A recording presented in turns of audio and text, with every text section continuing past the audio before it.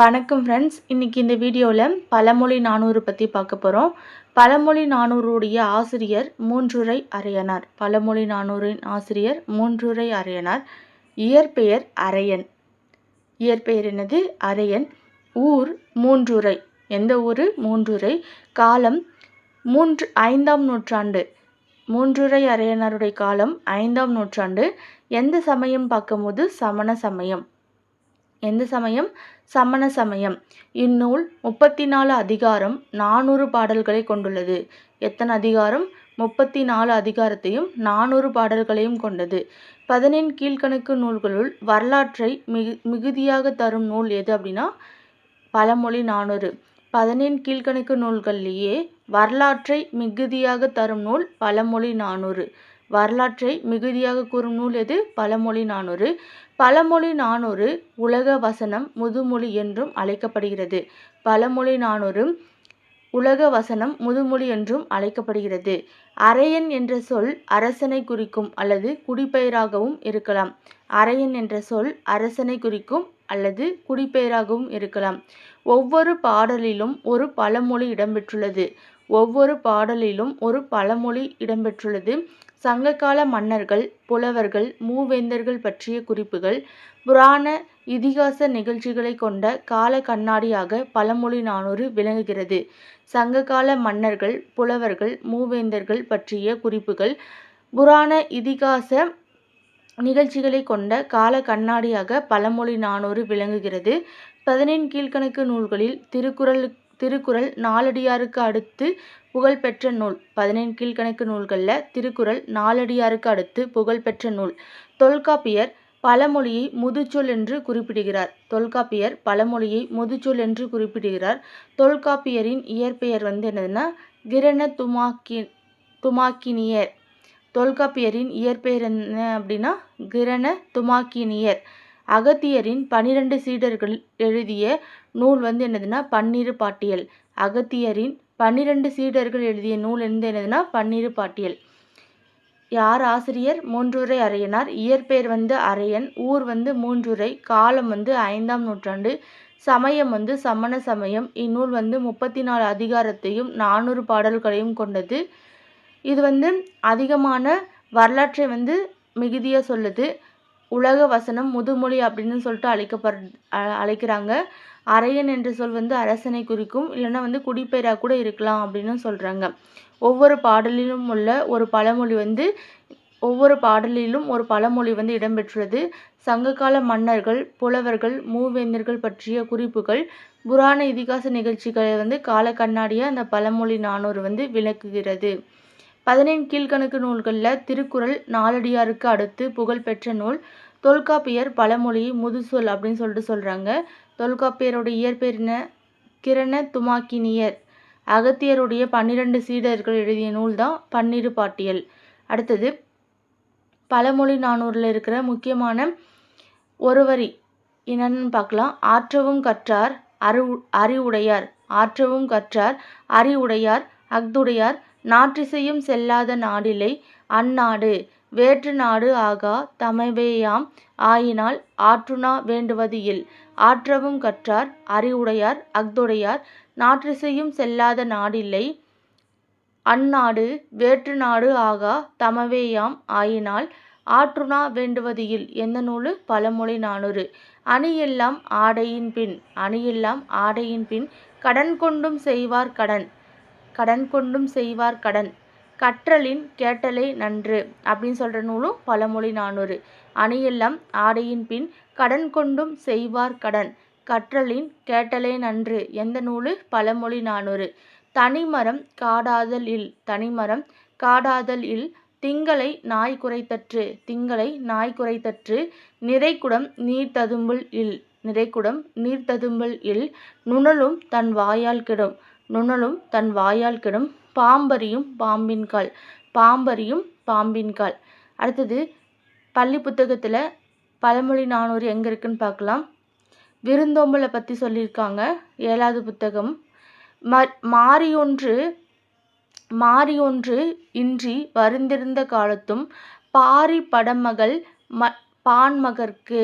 மாறி ஒன்று இன்றி வருந்திருந்த காலத்தும் பாரி மடமகள் பான்மகற்கு நீர் உலையில் பொன் திறந்து கொண்டு புகவாக நல்கினாள் ஒன்றுரா முன்றிலோயில் மாறியொன்று இன்றி வருந்திருந்த காலத்தும் பாரி படமகள் பான்மகற்கு நீர் உலையில் பொன் திறந்து கொண்டு புகவாக நல்கினாள் ஒன்றுரா முன்றிலோ இல். எந்த நூல் அப்படின்னா பழமொழி 400. இதில் மாறி அப்படின்னா என்ன அர்த்தம்னா மழை, வரந்திருந்த அப்படின்னா வறண்டிருந்த, புகவாக அப்படின்னா உணவாக, மடமகள் அப்படின்னா இளைய மகள், நல்கினாள் அப்படின்னா கொடுத்தாள், முன்றில் அப்படின்னா வீட்டின் முன் உள்ள இடம், அதாவது திண்ணை, இங்கே வீட்டை குறிக்குது. அது மாறி ஒன்று இன்றி வருந்திருந்த காலத்தும் அப்படின்னா மழையின்றி வறட்சி நிலவிய காலத்தில் பாரி மகளிரான அங்கவை சங்கவை ஆகியோரிடம் பாணர்கள் இறந்து நின்றார்கள். ஓகேவா? அப்போ மழையே இல்லை, அவங்கக்கிட்ட பாணர்கள் பாரி மகளிர்கிட்ட இறந்து நின்றாங்க. அப்போது பாரி மகளிர் உலைநீரில் பொன்னிட்டு அவர்களுக்கு தந்தனர். அதனால் பொருள் ஏதும் இல்லாத வீடு அப்படின்னு எதுவுமே இல்லை அப்படின்னு சொல்லிட்டு இந்த பழமொழியில் அறியலாம். இதில் வந்திருக்க பழமொழி ஒன்றுரா முன்றிலோ இல் அப்படின்னு சொல்லியிருக்காங்க. அதாவது அதுக்கு என்ன பொருள் அப்படின்னா ஒன்றுமில்லாத வீடு அப்படின்னு எதுவுமே இல்லை அப்படின்னு சொல்கிறாங்க. பழமொழி 400 நூலின் ஆசிரியர் மூன்றுரை அரையனார். பழமொழி 400 நூலின் ஆசிரியர் யார்? மூன்றுரை அரையனார். இவர் கிபி 4ஆம் நூற்றாண்டைச் சேர்ந்தவர் என்பர். பழமொழி 400 நூலின் கடவுள் வாழ்த்து பாடல் மூலம் இவர் சமண சமயத்தைச் சேர்ந்தவர் என அறிய முடிகிறது. பழமொழி 400 நூலின் கடவுள் வாழ்த்து பாடல் மூலம் இவர் சமண சமயத்தைச் சேர்ந்தவர் என அறிய முடிகிறது. பழமொழி 400 14 கீழ்கணக்கு நூல்களில் ஒன்று. 14 கீழ்கணக்கு நூல்களில் ஒன்று தான் பழமொழி 400. இங்கு 400 பாடல்களை கொண்டது. ஒவ்வொரு பாடலின் இறுதியிலும் ஒரு பழமொழி இடம்பெற்றிருப்பதால் இது பழமொழி 400 என்னும் பெயர் பெற்றது. அடுத்தது, மரம் வளர்த்தால் மாறி பெறலாம். நீர் உலையில் பிரித்தெழுதுக நீர் + உலையில். மாறி +1 மாறி 1. அடுத்தது, பழைய புத்தகத்தில் பழமொழி 400 என்னன்னு சொல்லியிருக்காங்கன்னு பார்க்கலாம். கல்வியினோட சிறப்பு பற்றி சொல்லியிருக்காங்க. ஆற்றவும் கற்றார் அறிவுடையார் அஃதுடையார் நாற்றிசையும் செல்லாத நாடில்லை அந்நாடு வேற்று நாடு ஆகா தமவேயாம் ஆயினால் ஆற்றுணா வேண்டுவது இல். ஆற்றவும் கற்றார் அறிவுடையார் அப்படின்னா ஆற்றவும் கற்றார் அறிவுடையார்னா கற்க வேண்டிய நூல்களை நிறைவாக கற்றவர் அறிவுடையவர் ஆவார். அஃதுடையார்னா அவருடைய புகழ் நாற்றிசையும் செல்லாத நாடில்லை அப்படின்னா அவருடைய புகழ் 4 திசைகளிலும் பரவும். அந்நாடு வேற்று நாடு, அவருடைய புகழ் பரவாத நாடு இல்லை. அந்த நாடுகள் எல்லாம் வேற்று நாடுகள் இல்லை. அதான் அந்நாடு வேற்று நாடு ஆகானா அந்த நாடு எல்லாம் வேற்று நாடுகள் இல்லை. தமவேயாம் அப்படின்னா அது எல்லாமே தம்முடைய நாடுகளே. ஆயினால் ஆற்றுணா வேண்டுவது இல். எனவே அந்நாடுகளுக்கு செல்லும்போது வழிநடை உணவை அவர் எடுத்து செல்ல வேண்டிய தேவையில்லை அப்படின்னு சொல்கிறாங்க. அந்த ஆற்றவும் கற்றார் அறிவுடையார் அஃதுடையார் நாற்றிசையும் செல்லாத நாடில்லை அந்நாடு வேற்று நாடு ஆகா தமவேயாம் ஆயினால் ஆற்றுணா வேண்டுவது இல். எந்த நூல்? பழமொழி 400. ஆற்றவும் அப்படின்னா நிறைவாக, நாற்றிசையை பிரித்தெழுதும் போது 4 + திசை, தமவேயாம் அப்படின்னா தம்முடைய நாடுகளே, ஆற்றுணா அப்படின்னா 6 + உணா, ஆறுனா வழி, உணானா உணவு, வழிநடை உணவு. இதனை கட்டுச்சோறு என இக்காலத்தில் கூறுவர். எந்நாட்டிற்கு சென்றாலும் அந்நாட்டில் கற்றோரை வரவேற்று உணவு அளிப்பர் என்பது இந்த பாடல் உணர்த்தும் கருத்து. அடுத்தது, ஆசிரியர் குறிப்பு. இந்நூலின் ஆசிரியர் மூன்றுரை அரையனார். மூன்றுரை என்பது ஊர் பெயர். அரையன் என்னும் சொல் அரசனை குறிக்கும். அரையன் என்ற சொல் அரசனை குறிக்கும். இவர் மூன்றுரை என்ற ஊரை ஆண்ட அரசராக இருக்கலாம். அல்லது அரையன் என்பது புலவரின் குடிப்பெயராகவும் இருக்கலாம். அரையன் என்றது புலவருடைய குடிப்பெயராகவும் இருக்கலாம். நூல் குறிப்பு. 14 கீழ்கணக்கு நூல்களுள் ஒன்று பழமொழி 400. 400 பாடல்களை கொண்ட நூல் இது. இந்நூலின் ஒவ்வொரு பாடலிலும் ஒரு பழமொழி இடம்பெற்றுள்ளது. இப்பாடலில் வரும் பழமொழி ஆற்றுணா வேண்டுவது இல். அதாவது கற்றவனுக்கு கட்டுச்சோறு வேண்டா அப்படின்னு சொல்லிட்டு சொல்றாங்க. அடுத்தது 400னா ஒன்று பார்த்தோம், 4 அடி 400. இன்னொன்று பழமொழி 400. அடுத்தது இங்கே கொடுத்துருக்காங்க ஒரு பழமொழி 400. நாடி நமரென்று நன்கு புறந்தாரை கேடு பிறரோடு சூழ்தல் கிளர்மணி நீடுகள் வெற்ப நினைப்பின்றி தாமிருந்த கோடு குறைத்து விடல் அப்படின்னு சொல்லிட்டு சொல்கிறாங்க.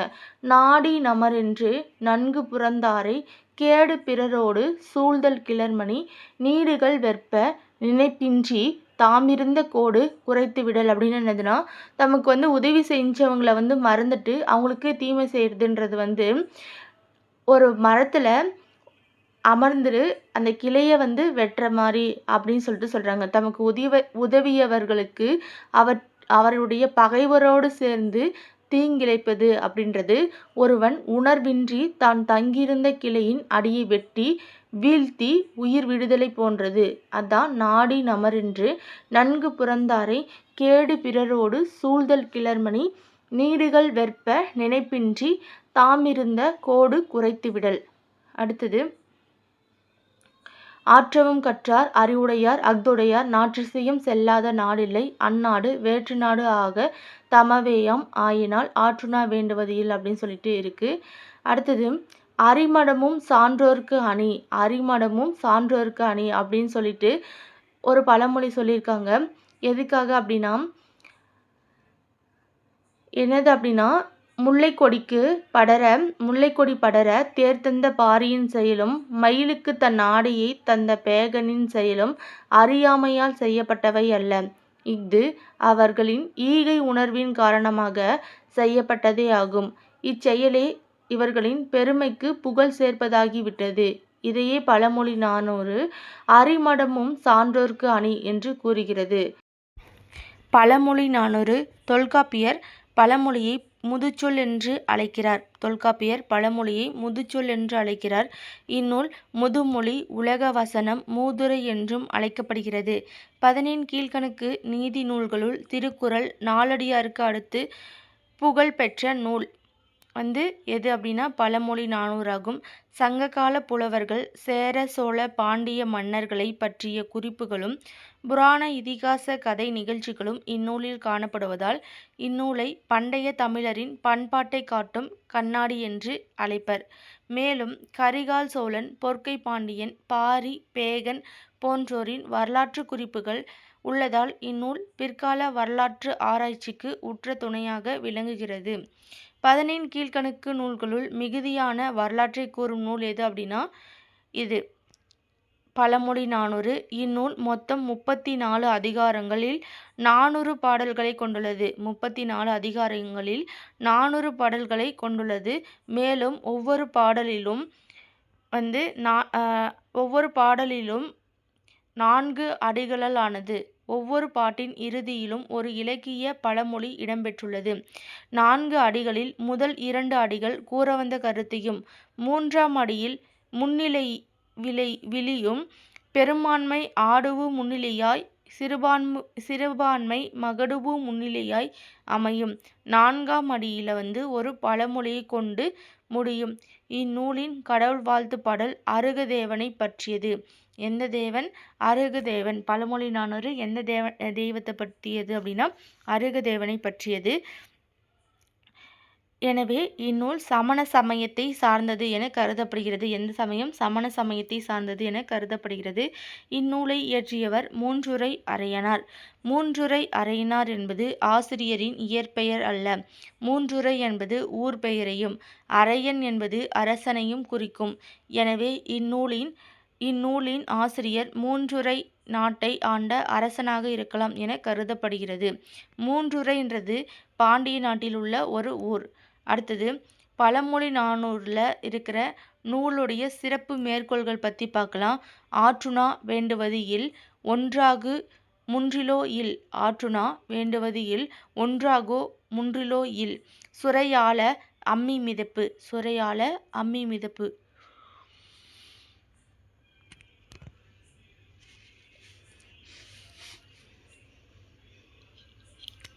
குரங்கின் கை கொல்லி கொடுத்து விடல். குரங்கின் கை கொல்லி கொடுத்து விடல். இரைதோறும் ஊறும் கிணறு. இரைதோறும் ஊறும் கிணறு. குன்றின் மேல் இட்ட விளக்கு. குன்றின் மேல் இட்ட விளக்கு. பாம்பரியும் பாம்பின்கால். பாம்பரியும் பாம்பின்கால். குலவிச்சை கல்லாமல் பாகம் படும். குலவிச்சை கல்லாமல் பாகம் படும். திங்களை நாய் குரைத்தற்று. திங்களை நாய் குரைத்தற்று. அணியெல்லாம் ஆடையின் பின். அணியெல்லாம் ஆடையின் பின். கற்றலின் கேட்டலை நன்று. கற்றலின் கேட்டலை நன்று. தனிமரம் காடாதல் இல். தனிமரம் காடாதல் இல். நிறைகுடம் நீர் தழும்பல் இல். நிறைகுடம் நீர் தழும்பல் இல். நுணலும் தன் வாயால் கெடும். நுணலும் தன் வாயால் கெடும். ஆற்றுணா வேண்டுவது இல். ஒன்றாகு ஒன்றாகு முன்றிலோ இல். சுரையாழ அம்மி மிதப்பு. குரங்கின் கை கொல்லி கொடுத்து விடல். இரைதோறும் ஊறும் கிணறு. குன்றின் மேல் இட்ட விளக்கு.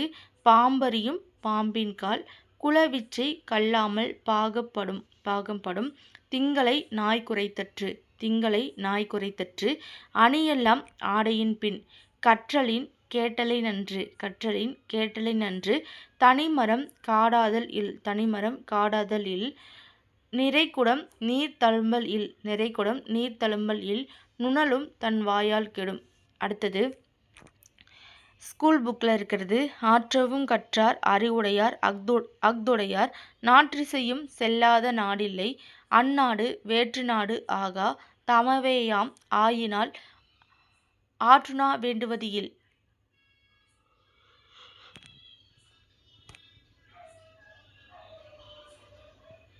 அதாவது என்ன சொல்கிறாங்க அப்படின்னா, கற்க வேண்டிய நூல்களை நிறைவாக கற்றவர் அறிவுடையவர். அவருடைய புகழ் பரவாத நாடு இல்லை. அந்த நாடுகள் எல்லாம் வேற்று நாடு இல்லை, தம்முடைய நாடுகளே. எனவே அந்நாடுகளுக்கு செல்லும்போது வழிநடை உணவை அவர் எடுத்து செல்ல வேண்டிய தேவையில்லை. கற்றோருக்கு சென்ற இடமெல்லாம் சிறப்பு என்ற கருத்தை இப்பாடல் விளக்கப்பட்டுள்ளது. அடுத்தது விருந்தோம்பலுடைய சிறப்பை சொல்லியிருக்காங்க. மாறி ஒன்று இன்றி வருந்திருந்த காலத்தும் பாரி மடமகள் பான்மகற்கு நீர் உலையில் பொன் திறந்து கொண்டு புகவா நல்கினாள். ஒன்றாகு முன்றிலோ இல். அதாவது மழையின்றி வறட்சி நிலவிய காலத்தில் பாரி மகளிரான அங்கவை சங்கவை ஆகியோரிடம் பாணர்கள் இறந்து நின்றன. பாரி மகளிர் உலைநீரில் பொன்னிட்டு அவர்களுக்கு தந்தனர். அதனால் பொருள் ஏதும் இல்லாத வீடு எதுவும் இல்லை அப்படின்னு சொல்லிட்டு சொல்கிறாங்க. உரை சான்ற சான்றோர் ஒடுங்கி உரைய நிறையுள்ளர் அல்லார் நிமிர்ந்து பெறுகள் வரைதால் இளங்கருவி வெற்ப அதுவே சுரையாழ அம்மி மிதப்ப. உரை சான்ற சான்றோர் ஒடுங்கி உரைய நிறையுள்ளார் அல்லார் நிமிர்ந்து பெறுகள் வரைதால் இளங்கருவி வெற்ப அதுவே சுரையாழ அம்மி மிதப்ப. அப்படின்னா என்ன அர்த்தம் அப்படின்னா, அதாவது சுரைக்காய் நீரில் மேலே மிதக்கும். அம்மி தான் நீருக்கு அடியில் மூழ்கும். ஆனால் சுரை ஆழ அம்மி மிதப்ப. சுரைக்காய் ஆழமாக தண்ணிக்குள்ளே போயிடுச்சான், அம்மி மிதக்குதான் அப்படின்னு சொல்லிட்டு சொல்கிறாங்க. எதனால் அப்படி சொல்கிறாங்கன்னு பார்க்கலாம். அதாவது நீர்நிலையில் சுரை குடுக்கை மிதக்கும், அம்மிக்கல் மூழ்கிவிடும். இதுதான் இயற்கை. மலையில் அருவி ஒளிரும் நாட்டை உடைய வேந்தனே, உன் ஆட்சியில் நீரின் மேலே மிதக்க வேண்டிய சுரை குடுக்கை நீரில் ஆழ்ந்து போவது போல புகழ்மிக்க சான்றோர் ஒடுங்கி கிடக்கின்றனர். நீரில் மூழ்கி கிடக்க வேண்டிய அம்மிக்கல் மிதப்பது போல சிறப்புக்கு அல்லாதவர் தலை நிமிர்ந்து செம்மாந்து திரிகின்றன அப்படின்னு சொல்லிட்டு சொல்கிறாங்க. அடுத்தது அடக்கமில்லாதவனிடம் அதிகாரம் தரலாகாது. என்னதுன்னா, உடைப்பெருஞ்செல்வத்து உயர்ந்த பெருமை அடக்கமில்லாதவனாகிய நடக்கையின் ஒல்லியன் அல்லான்மேல் வைத்தல் குரங்கின் கை கொல்லி கொடுத்து விடல் அப்படின்னு சொல்லிட்டு சொல்கிறாங்க. அடக்கமில்லாதவனிடம் அதிகாரம் தரக்கூடாது. அதுதான் குரங்கின் கை கொல்லி கொடுத்து விடல் அப்படின்னு சொல்லிட்டு சொல்கிறாங்க. உடைப்பெருஞ்செல்வத்து உயர்ந்த பெருமை, அதாவது அடக்கம் இல்லாதவனாகிய ஒருவன் நடத்தையிலும் தூய்மை இல்லாதவனாகவே இருப்பான். அதான் உடைப்பெருஞ்செல்வத்து உயர்ந்த பெருமை அப்படின்னா, உடைமையாகிய பெரும் செல்வத்தால் வரும் உயர்ந்த சிறப்புகளை எல்லாம் அத்தகைய ஒருவன்பால் வைப்பது தகாது. அது குரங்கின் கையிலே கொள்ளியை கொடுத்து அனுப்புவது போன்ற அறியாமையின் செயலாகும். குரங்கின் கைக்கொள்ளி கொடுத்து விடல் என்பது பழமொழி. அடுத்தது, இறைதோறும் ஊறும் கிணறு அப்படின்னா, இறப்பவர்க்கு ஈய குறைப்படும் என்றெண்ணி கரப்பவர் கண்டறியார் கொல்லோ. இறப்பவர்க்கு ஈய குறைப்படும் என்றெண்ணி கரப்பவர் கண்டறியார் கொல்லோ. பரப்பீர் துறைத்தோணி நின்றுலாம் தூங்கு நீர் சேர்ப்ப இறைதோறும் ஊறும் கிணறு அப்படின்னா என்னதுன்னா, இறப்பவர்க்கு அது பார்க்கலாம். கடற்பரப்பிலேயே துறையின்று செல்லனவும் துறை நோக்கி வருவனவும் தோணிகள் நிலையாக உலாவி கொண்டிருக்கின்றன. அது கடற்பரப்பில் அந்த கப்பல் தோணிகள் துறையிலிருந்து போகிற மாதிரியும் கடல்லிருந்து வர மாதிரியும் உலாவி கொண்டிருக்குதாமா. அதுக்கப்புறம் அங்கு அசைகின்ற நீர் பெருகினை உடைய கடல் நாடனையே தம்மிடத்தை வந்து யாசித்தவர்களுக்கு, தம்மிடத்து வந்து பிச்சை கேட்கிறவங்களுக்கு ஒன்றை கொடுப்பதனால் தம் செல்வம் குறைந்து போய்விடும் என்று நினைத்து தம் செல்வத்தை மறைத்து வைப்பவர்கள் இறைக்குந்தோறும் ஊறி பெருகும் கிணற்றினை பார்த்தேனும் பொருளின் உண்மைத்தன்மையை அறிய மாட்டார்களா அப்படின்னு சொல்லிட்டு சொல்கிறாங்க. எப்படி வந்து நீர் வந்து அதுக்கிட்ட எவ்வளோ நீர் இருந்தாலும் இறைக்க இறைக்க பெருகுதோ அது மாதிரி நம்ம வந்து கொடுக்க கொடுக்க நம்மக்கிட்ட செல்வம் வந்து பெருகும் அப்படின்னு சொல்லிட்டு இந்த பழமொழியில் சொல்லியிருக்காங்க. இறைதோறும் ஊறும் கிணறு அப்படின்னு சொல்லிட்டு. அடுத்தது, அழிவினால் மாற்றி ஒன்று இல்லா, அழிவினால் மாற்றி ஒன்று இல்லா ஒருவன் பிரிதினால் மாண்டது எவனாம். அழிவினால் மாற்றி ஒன்று இல்லா ஒருவன் பிரிதினால் மாண்டது எவனாம். பொறியின் மணிப்பொன்னும் சாந்தமும் மாலையும் இன்ன அணியெல்லாம் ஆடையின் பின். என்ன சொல்கிறாங்க அப்படின்னா, ஆடை அணியாமல் நவமணிகளாலும் பொன்னாலும் ஆன ஆபரணங்களை அணிவதும் அழகுபடுத்தி கொள்வதும் மதிக்கத்தக்க செயலாகாது. ஆடைக்கு பின்தான் அணிமணிகளும் அலங்காரமும், அவ்வாறே அறிவுக்கு பின்தான் மற்றதனால் வரும் பெருமைகளும் மதிப்பும் அப்படின்னு சொல்லிட்டு சொல்கிறாங்க. அழிவினால் மாற்றி ஒன்று இல்லா ஒருவன் பிரிதினால் மாண்டது எவனாம் அப்படின்னா என்ன சொல்கிறாங்க, அதுக்கு அறிவுக்கு பின்னாடி தான் மற்றது எல்லா பெருமைகளும் வரும் அப்படின்னு சொல்லிட்டு சொல்கிறாங்க. அடுத்தது, கன்றி முதிர்ந்த களியப்பல் நாள் செய்யினும், கன்றி முதிர்ந்த களியப்பல் நாள் செய்யினும் என்றும் சிறியார்கண் எண்ணானும் தோன்றதாம் ஒன்றாய் விடினும் உயர்ந்தார்படு குற்றம் குன்றின் மேல் இட்ட விளக்கு. கன்றி முதிர்ந்த களியப்பல் நாள் செய்யினும் என்றும் சிறியார்கண் எண்ணானும் தோன்றாதாம் ஒன்றாய் விடினும் உயர்ந்தார்படும் குற்றம் குன்றின் மேல் இட்ட விளக்கு அப்படின்னா, குற்றங்கள் பலவற்றை கணிந்து முதிர்ந்த நிலையில் பலவாக பல நாள் செய்தாலும் சிறியார் செய்தவை என்றும் பிறர்க்கு தெரியாது. ஆனால் உயர்ந்தவர் செய்யும் குற்றம் ஒன்றே ஆனாலும் அது குன்றின் மேல் வைத்த விளக்கு போல எல்லாருக்கும் தெரியும் அப்படின்னு சொல்லிட்டு சொல்கிறாங்க. அதாவது குற்றங்கள் பலவற்றை முதிர்ந்த நிலையில் பலவாக பல நாள் செய்தாலும் சிறியர் செய்தவை வந்து மற்றவங்களுக்கு தெரியாது.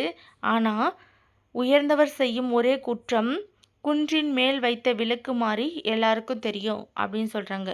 அடுத்தது, உணர்க்கு இனிய இந்நீர் பிறிது உளியில் என்னும் கிணற்று அகத்து தேரை போல் ஆகார். கணக்கினை முற்ற பகலும் முனியாது இனிதோதி கற்றலில் கேட்டலே நன்று. உணர்க்கு இனிய இந்நீர் பிறிது உளியில் என்னும் கிணற்று அகத்து தேரை போல் ஆகார். கணக்கினை முற்ற பகலும் முனியாது இனிதோக்கி கற்றலிற் கேட்டலை நன்று அப்படின்னா, உண்ணுவதற்கு உரிய நீர் இங்கு தவிர வேறு எங்கும் இல்லை என்று எண்ணிக்கொண்டு வாழும் தவளை போல் இருக்கக்கூடாது. எல்லா நூல்களையும் எல்லா நாளும் சலிப்பு இல்லாமல் படிக்க வேண்டும். அப்படி படிப்பதை விட பலரும் சொல்வதை கேட்டாலே நன்று. கற்றலில் கேட்டலே நன்று அப்படின்னு சொல்லிட்டு சொல்கிறாங்க. அதாவது உண்ணுவதற்கு உரிய நீர் இங்கே இருந்தாலும் அதாவது தவளை மாதிரி இங்கே ஒரே இடத்துல இருக்கக்கூடாது. எல்லா நூல்களையும் எல்லா நாளும் சலிப்பில்லாமல் நம்ம படிக்கணும் அப்படின்னு சொல்கிறாங்க. அடுத்தது, நெறியால் உணராது நீர்மையும் நெறியால் உணராது நீர்மையும் இன்றி சிறியார் எளியரால் என்று பெரியாரை தங்கள் நேர் வைத்து தகவல்ல கூறுதல் திங்களை நாய் குரைத்தற்று. நெறியால் உணராது நீர்மையும் இன்றி சிறியார் எளியாரால் என்று பெரியாரை தங்கள் நேர் வைத்து தகவல்ல கூறுதல் திங்களை நாய் குரைத்தற்று. என்ன அப்படின்னா, பெரியாரை உணர்ந்து கொள்ள வேண்டிய வழியில் உணராமல் பெரியாரை உணர்ந்து கொள்ள வேண்டிய வழியில் உணராமல் ஒழுங்கு இல்லாமல் சிறியார் ஒருவர் பெரியாரை எளியவர் என்று தனக்கு ஒப்பாக வைத்து கொண்டு கூறத்தகாத சொற்களை கூறுதல் வானத்தில் இருக்கும் நிலாவை பார்த்து நாய் குரைப்பது போன்றது.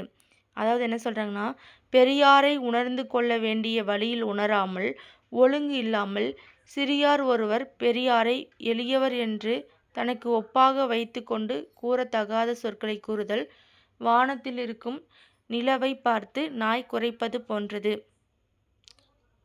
அடுத்தது, பொல்லாத சொல்லி மறைத்தொழுகும் பேதைதன் சொல்லாலே தன்னை துயர்ப்படுக்கும் நல்வாய் மணலுள் முழுகி மறைந்து கிடக்கும் நுணலும் தன் வாயால் கெடும். இதில் சொல்லியிருக்க பழமொழி நுணலும் தன் வாயால் கெடும். பொல்லாத சொல்லி மறைந்தொழுகும் பேதைதன் சொல்லாலே தன்னை துயர்ப்படுக்கும் நல்வாய் மணலுள் முழுகி மறைந்து கிடக்கும் அப்படின்னா, மறைந்து கிடக்கும் நுணலும் தன் வாயால் கெடும். மணலுக்குள் மறைந்திருக்கும் தவளை தன் குரலை எழுப்பி அதனை தின்னத் தேடும் பறவைகளுக்கு காட்டி கொடுத்து விடும். அதுபோல பொல்லாதனவற்றை சொல்லி அதனை மறைத்து கொண்டு வாழும் அறிவிலி தன் வாய் சொல்லாலேயே தன்னை துன்பத்துக்கு உள்ளாக்கி கொள்வான். மணலுக்குள் மறைந்திருக்கும் தவளை தன் குரலை எழுப்பி அதனை தின்னத் தேடும் பறவைகளுக்கு காட்டி கொடுத்து விடும். அதுபோலவே பொல்லாதனவற்றை சொல்லி அதனை மறைத்து கொண்டு வாழும் அறிவிலி தன் வாய் சொல்லாலேயே தன்னை துன்பத்துக்கு உள்ளாக்கி கொள்வாள்.